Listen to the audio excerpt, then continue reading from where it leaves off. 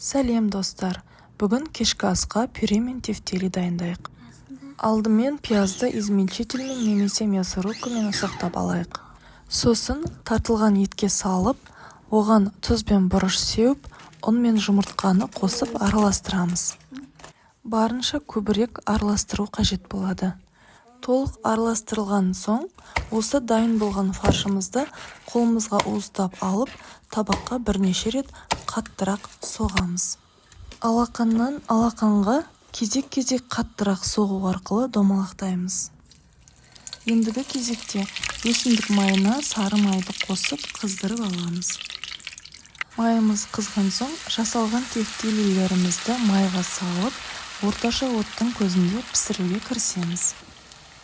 Сосын видеодағыдай қуыру барысында май үстінде тұрған тефтелилерді ара-тұра шайқай отырып қуырамыз. Достар, осы каналға тіркеліп, лайк басып, қоңыраушаны басып кетуіңізді сұраймын. Тефтели 20 минуттай қуырылғаннан соң қызанақ, сарымсақ, томат пастасы және сумен дайындалған соусты құйдым. Соусы тефтелиге сіңіп, дәмі тіл үйірер жұмсақ болып, шашылмай пісетін болады. Бетін жауып, пісуге қойған соң, картоптан пюре жасауға кірістім. Салқын суға картопты салып, тұз қосып пісіріп алған соң, суының аз бөлшегін төгіп, сарымай қосып езіп дайындадым. Осы рецептпен отбасыңызға міндетті түрде дайындап беріңіз.